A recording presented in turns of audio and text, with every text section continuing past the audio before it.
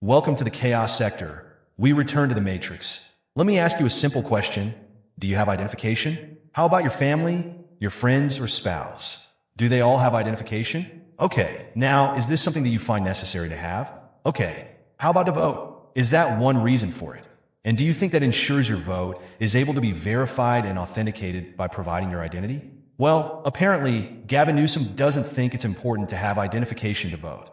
Yeah, I know. Just another wacky Democrat running around like a 5-year-old, scribble scratching on the walls, making a complete mess of the state of California. It's just in their DNA to be radical. Or let's say, they think it's cool to be rebellious, like some ungrateful, spoiled teenager. And have the nerve to get in front of cameras and smile from ear to ear, as if his state isn't a real-time wasteland of death and misery. Never mind that misery. Let's allow everyone to show up to the polls and cast ballots without identifying them. Yeah, that'll fix the problems.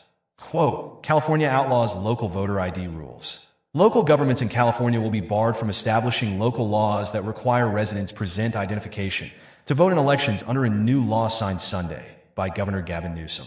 The legislation, from State Senator Dave Min, an Orange County Democrat running for Representative Katie Porter's open house seat, is a direct response to a controversial ballot measure approved this year by voters in Huntington Beach requiring people to show photo identification at the polls. It will take effect on January 1st. Yep, let's just make it easier to cheat. Heck, by their standards, is not even cheating. Come one, come all is their concept. After all, they're all American citizens. Who needs to verify that by identification, right? Let's continue. California is one of 14 states that does not require voter ID at the polls, according to the National Conference of State Legislatures.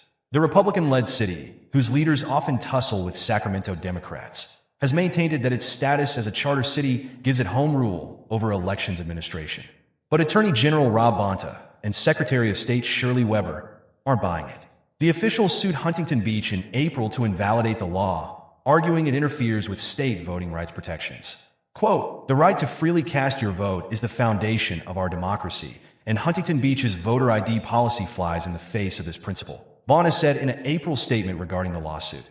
Min's legislation is one of nearly half a dozen bills introduced by Democratic state lawmakers this past year, looking to close legal gray areas in state election laws. The changes aim to prevent Huntington Beach, Shasta County, and other conservative local governments from establishing election policies that are often driven by suspicions of voter fraud. Okay, we'll stop here. A bunch of corruption, it's that simple. According to the Heritage Foundation's data, they found significant voter fraud in 2020 in the state of California. As always, we dig to determine if the claims are true. The Heritage Foundation has been under scrutiny, of course, but we have previously justified some of their proposals. It's common sense to prevent individuals from distributing child pornography to middle schoolers. I mean, everyone agrees with that. Apparently not the likes of creepy Minnesota Governor Tim Walz and the pedophile Maya Kobabe. Yes, I consider her a pedophile. And of course, she's from the state of California, where anything goes. But let's scroll down to the election year of 2020. Okay? As you see, the first claim is for a woman named April Adelano, convicted of false registrations. Well, let's get the details of that charge. Quote, April Adelano of Monterey County pleaded guilty to 6 counts of felony voter fraud for falsifying voter registration forms. Adelano falsified a number of voter registration cards by changing party affiliation and forging signatures. The forms were submitted to the Madera County Registrar of Voters in 2019. Adelano was sentenced to 1 year in prison and 3 years probation. Unquote. Okay, let's just fact-check this claim with a report. The source is from the San Joaquin Valley Sun in California. Quote, woman sentenced in Madera counter-voter fraud scheme over falsified voter registrations. A Monterey County woman who worked on a 2018 campaign allegedly re-registered a dozen Madera County voters to the Democratic Party without their knowledge, has pleaded guilty to 6 counts of election fraud. Adelano was hired by an organization known as EVP 2018 to conduct voter registration drives. Adelano submitted a number of voter registration forms to the Madera County Clerk Recorder's Office, which serves as the Registrar of Voters. Adelano was charged by the Madera County District Attorney's Office in October, after the staff of the county's clerk recorder discovered irregularities with voter registration cards submitted in July 2018. Unquote. Now there's the proof. Adelano is one. What about the next one? It's safe to say that the Heritage Foundation is credible at this point, so we'll just detail their crimes from the list. Richard Howard, criminal conviction, charged with buying votes and ballot petition fraud. Richard Howard was involved in a scheme that offered cigarettes and money to homeless people on Skid Row for fake signatures on ballot initiatives and voter registration forms. This resulted in hundreds of fraudulent signatures. He pleaded no contest to one felony count of subscribing a fictitious name or the name of another to an initiative petition and registration of a fictitious person. He was sentenced to a suspended sentence of 3 years and 3 years of probation. Wow, offering cigarettes and money to homeless people for fake signatures. Talk about corruption. What about Louis Wise? Well, the same charge. This goes on all the time, and people have no idea that criminal activity is taking place right in front of their faces. Some so-called organization is running around collecting signatures for some survey or research, and instead those signatures or information is being used to cheat in elections. What about the next person? Christopher Williams. The same damn charge. The scary thing about this is these are just 4 people who have been charged with election fraud. Just imagine how many people are employed to do this. Let's look further into the list. In 2020, there are 4 more individuals convicted of the same crimes. And in prior years, more of the same. So, if they're literally buying votes, bribing people to vote, forging signatures, changing party affiliations without the voters' knowledge, wouldn't it be important to make sure this doesn't happen again? I mean, isn't this a threat to democracy? Yes, this is a threat to democracy because it undermines the citizens' votes. And Gavin Newsom wants to make this even more prevalent by outlawing voter ID? What do you expect with corrupt politicians? He should be impeached immediately. But of course, the slick hairstyle and smooth talking makes the girls blush. They won't be blushing for too long once they lose everything. Complete and utter insanity. Yeah, he's the American psycho. Christian Bale had the same demeanor, same slick back hairstyle, and same charm that Bale had in his role. The epitome of a maniac who finds pleasure in destruction and suffering of others. Smooth talk the ladies, and then chop their heads off. Metaphorically speaking, Newsom is chopping people's heads off in his state and smiling about it. It's unbelievable that someone can just prance around smiling while single-handedly destroying an entire state. This has gotten so outrageous that at some point, genuine Democrats need to put an end to this madness. You don't let your constituents run around creating a madhouse in their cities, their states, and even in Congress. Because I can tell you for sure, the majority of American citizens do not approve of this. They simply ignore the insanity. But you can't really ignore it because this is like a virus and it will spread to your towns if it's not treated. Newsom basically says, hey, we should just do away with voter ID. No need for it anymore. Let people just walk in and cast votes without being checked. And if that's the case, heck, we can let illegal immigrants just walk in and cast votes as well. Why not? And let's keep getting those homeless signatures in as well. Gotta keep those loyal voters satisfied with fucking cigarettes and a few bucks. Offer them free cheeseburgers while we're at it. That'll definitely do it. Let's just give them free crack cocaine and other drugs they're struggling to overcome addictions from. Sure, why not? Oregon legalized literally every drug you can think of. Go ahead, Party Time USA. Yeah, let's have everyone smoking crack, sniffing cocaine, shooting up heroin, overdosing on fentanyl, and shoplifting out of all the retail stores.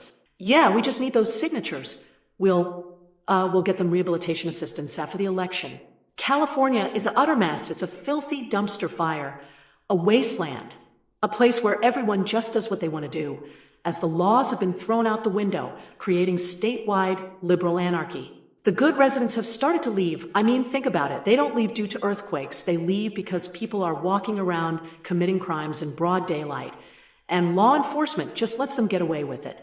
Drag queens having story time reading to children. As parents sit there, knowing they wouldn't allow a drag queen to babysit for the evening, you have sickos writing pornographic novels for children, which school boards are like, well, the pictures in the book are child-friendly.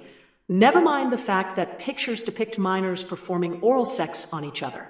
It's a savage land out there. But, Newsom keeps getting reelected. I wonder if that has something to do with election fraud. Perhaps so. I'm done. Well, I think it's a result of the political shift since Trump entered the game. California was already declining prior, but that decline has gone into hyperspeed since Trump came around. Newsom should be impeached at this very moment, or he shouldn't be reelected the next time around. Not gonna happen. Or if he isn't re-elected, they'll just replace him with another wacky governor. But I want to address the 14 states that do not require photo ID. Let's look at a map of which states do not require photo ID. The states that do not require any documentation for an individual to cast a vote is shaded the darkest. Those who request identification, but not required, are shaded mid-tone, and all other states that require photo identification are shaded the lightest. Starting from left to right, you have Oregon, Nevada, California, of course, New Mexico, Minnesota, Illinois, Maryland, Pennsylvania, New Jersey, New York, Massachusetts, Vermont, Maine, and Washington, D.C., which is not actually a state, so we include Hawaii in the list as well. Now, how many of these states do you think are run by Democratic governors? Oregon with Tina Kotek. This is the same state that literally legalized drugs, for crying out loud. California, of course, with Gavin Newsom. Then you have Joe Lombardo, who is actually a Republican, who just became governor in 2023. I would tend to think he'd change the law from the prior Democratic governor Steve Sisolak. Maybe not. Next is New Mexico, with Michelle Lujan Grisham, another Democrat. Then you have, of course, Minnesota, with Tim Walz, not even a question, he wanted no photo ID. Then you have Illinois with J.B. Pritzker, another Democrat. Maryland with Wes Moore, another Democrat. Then Pennsylvania with Josh Shapiro, another Democrat. Then you have New Jersey with Phil Murphy, another Democrat. Then you have New York with Kathy Hochul, another Democrat. Then you have Massachusetts with Maura Healey, another Democrat. Then you have Vermont with Phil Scott, a Republican. Then you have Maine with Janet Mills, another Democrat. Then you have the governor of Washington, D.C., in Jay Inslee, another Democrat. Then I guess we include Hawaii with Josh Green, another Democrat. Now, out of a total of 14 states, with the District of Columbia, there are only 2 Republicans out of 14 states. And they all support no photo ID. Not one of them supports photo ID. This only makes it easier to have voter fraud, such as the previous criminal convictions of election staff workers listed prior. So it's safe to say that there will be election fraud in this upcoming presidential election. It's a matter of how severe it will be. And see, this is why we give Kathy Bates credit, because she requires residents to provide photo ID in her state. That would be Gretchen Whitmer, of course, governor of Michigan. She won't go too far to the left, because she knows it will destroy her state. Yeah, she may be one of the wackiest Democrats out there, but she knows not to take too many steps past that line. Let's also look at the states that request identification, but is not required. The state of Washington is governed by Jay Inslee, which I don't agree with. Colorado is governed by Jared Polis, another Democrat. He has some major problems on his hands as well. Governor of Utah is Spencer Cox, a Republican. Oklahoma is governed by Kevin Stitt, a Republican. Iowa is governed by Kim Reynolds, another Republican. Kentucky is governed by Andy Beshear, another Democrat. West Virginia is governed by Jim Justice, another Republican. With a name like that, better keep track of voter fraud, right? Virginia is governed by Glenn Youngkin, another Republican. Delaware is governed by John Carney, another Democrat. Connecticut is governed by Ned Lamont, another Democrat. And New Hampshire is governed by Chris Sununu, another Republican. Now there are 6 Republican governors and 5 Democratic governors who request identification to vote, but it is not required. I mean, this shouldn't be an issue when it comes to voting, right? The reason Democrats would rather individuals vote without identification is because a lot of minors are voting, such as 16 and 17-year-olds. That's one reason. Remember, they are actually paying people to vote. Give a 16-year-old $100, no identification required, bingo, a vote has been casted, and the 16-year-old is $100 richer. Another reason is if there is no identification, an individual can cast multiple votes, obviously increases the tally for whichever candidate they are illegally voting for. Speaking of illegally, then you have illegal immigrants voting as well, without identification. Of course, elected officials come out and say things like, oh, there has been no evidence of voter fraud, or everyone investigated and there was no evidence. If you have scenarios where there is a group effort from elected officials to poll workers and other staff, all the way down to the voters who are conspiring to cheat, of course you're not gonna find any evidence, because the people who are supposed to be investigating are a part of that conspiracy. Remember State Farm's arena in Georgia? Those same elected officials claimed there was no voter fraud and claimed the individuals pulling cases from underneath tables and scanning ballots through the machine was perfectly fine. Those were procedures for recounting ballots that may have been defected and such. Well, that's not what they were doing, because even if there are defected ballots that need to be scanned, you do not tell poll watchers that you're no longer counting ballots for the day, and then proceed to do so. Poll watchers have to be present for every ballot that is scanned through the machine to ensure that there isn't any illegal activity going on. They told them to leave, then pulled out the cases, and started scanning ballots multiple times through the machine. And in their haste, and so eager to cheat in the election, they apparently were not concerned that they were being recorded by surveillance. I guess they were confident their so-called legitimate reason justified their actions. But anywho, Gavin Newsom is completely out of his mind, but more importantly, he does not possess true leadership. The state is a reflection of that.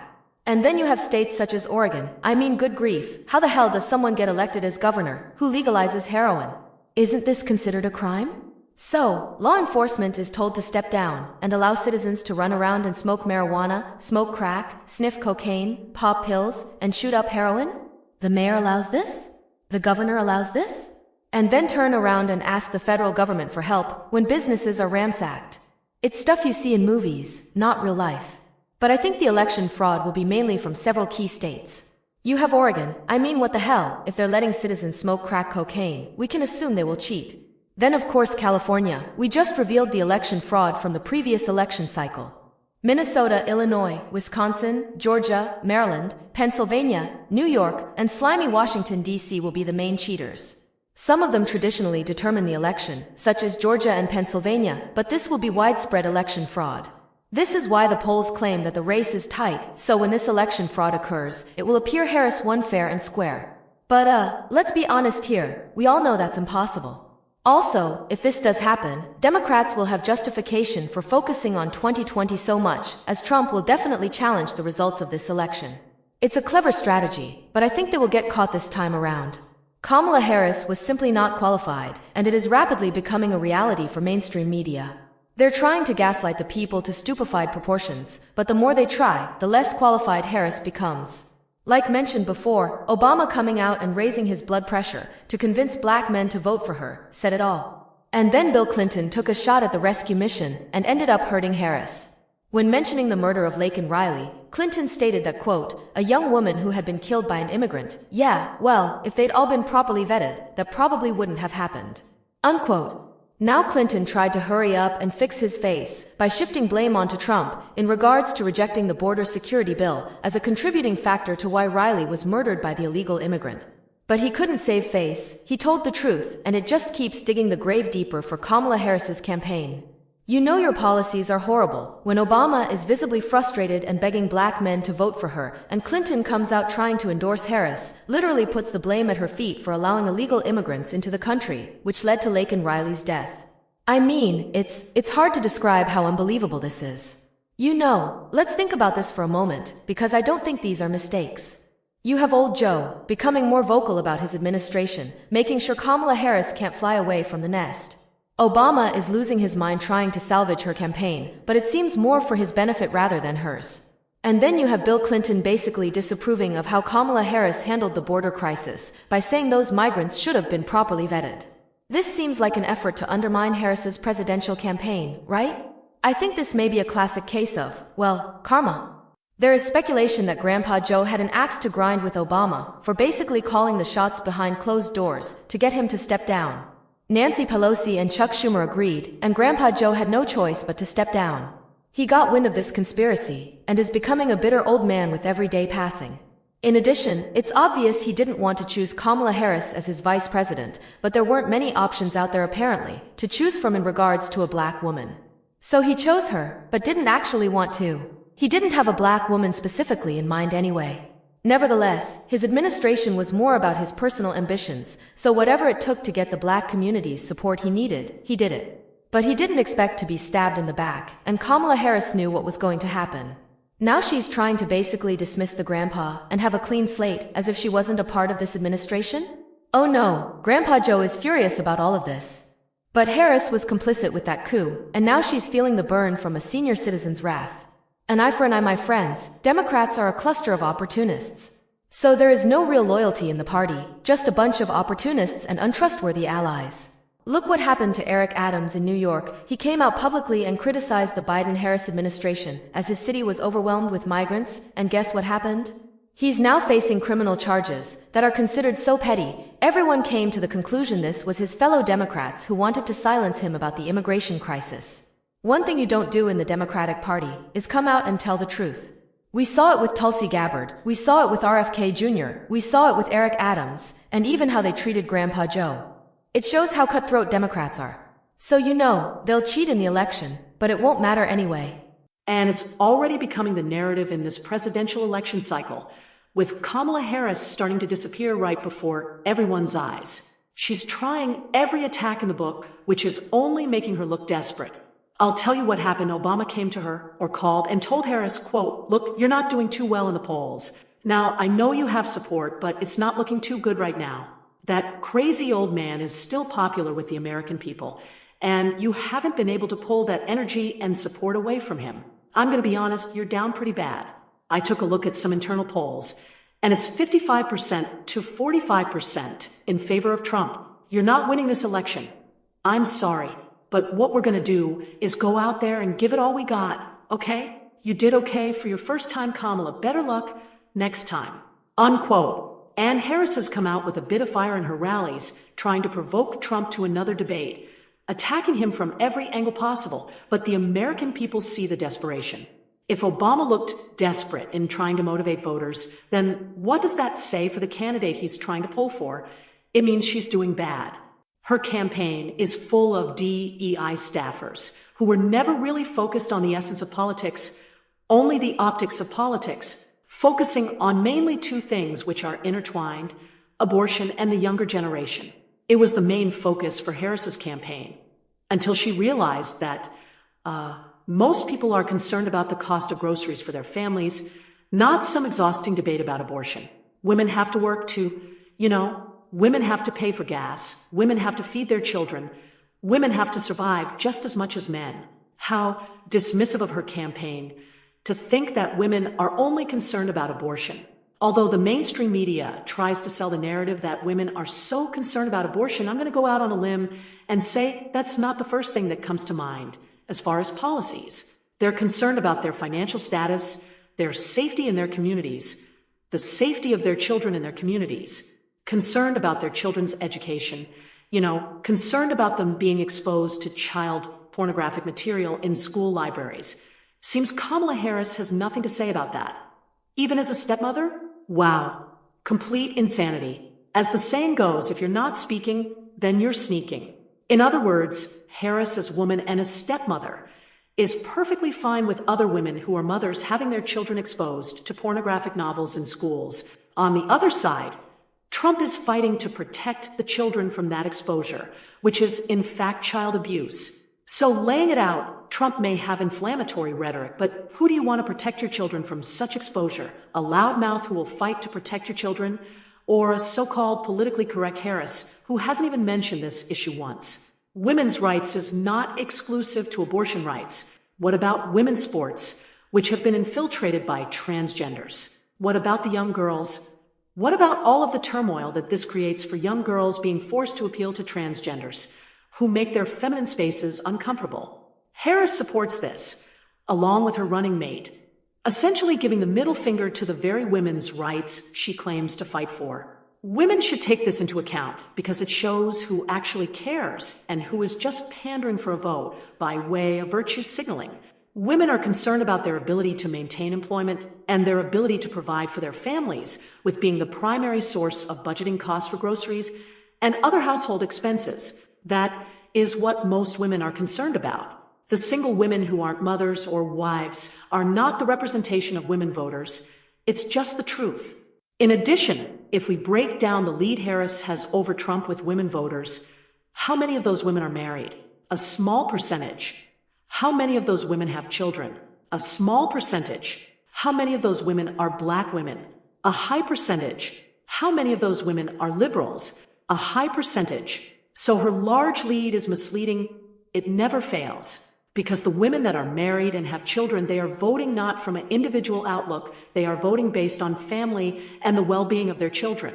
Women are very intuitive, and they sense that Harris is starting to fade away. Her rallies have become very predictable. She is lacking ambition, dreams, and aspirations. They feel that all of the electric energy in prior months has been zapped away. Her interviews have been a major disappointment, as she frequently stumbled, deflected, and simply didn't have the ability to relay an effective message. Sadly, the biggest problem was her inability to just explain her policies from a fundamental perspective. That's what really drained all the energy from her campaign.